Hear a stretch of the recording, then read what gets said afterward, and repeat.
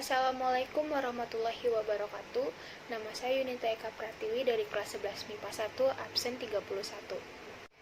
Yang pertama, pengertian APBN.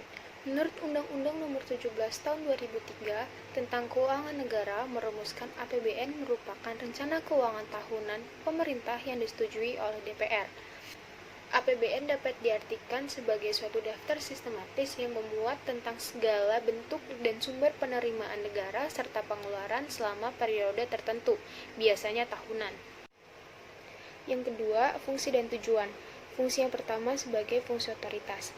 APBN menjadi dasar untuk melaksanakan pendapatan dan belanja pada tahun yang bersangkutan.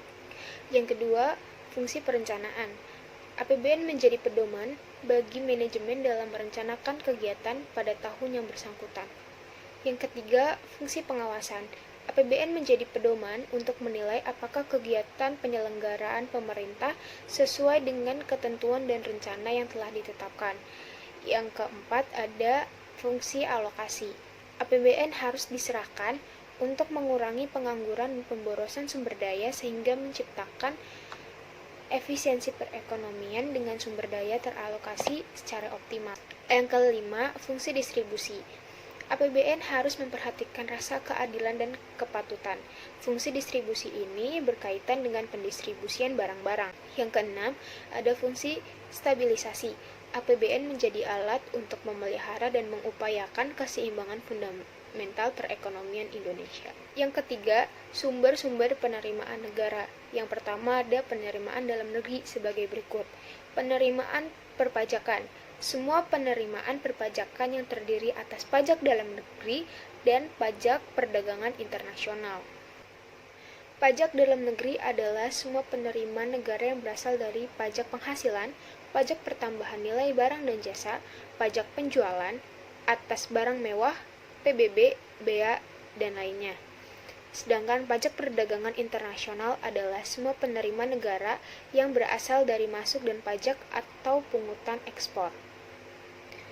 Penerimaan negara bukan pajak adalah penerimaan yang diterima oleh negara dalam bentuk sumber daya alam, bagian pemerintah atas laba dan usaha milik negara, serta penerimaan negara bukan pajak lainnya. Hibah atau pendapatan dari luar negeri adalah hadiah dari negara-negara donor yang memberikan kontribusi dana untuk keberlangsungan proses pembangunan dalam negeri. Jenis-jenis belanja negara. Yang pertama adalah belanja pemerintahan pusat. Pengeluaran rutin yaitu pengeluaran untuk kegiatan-kegiatan rutin yang sifatnya permanen dan terus-menerus. Pengeluaran rutin terdiri atas belanja pegawai, belanja barang, subsidi daerah otonom, bunga, cicilan utang, dan pengeluaran rutin lainnya seperti pengeluaran untuk surat menyurat, giro pos, biaya pemilu, dan subsidi. Yang kedua ada belanja pemerintahan daerah.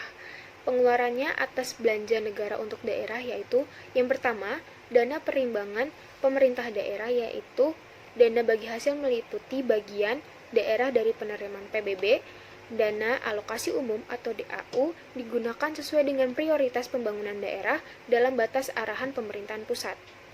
Dana alokasi khusus yaitu bantuan khusus yang digunakan dalam kegiatan pembangunan dengan sasaran sesuai ketetapan pemerintahan pusat. Yang kedua ada dana otonomi khusus dan penyeimbang.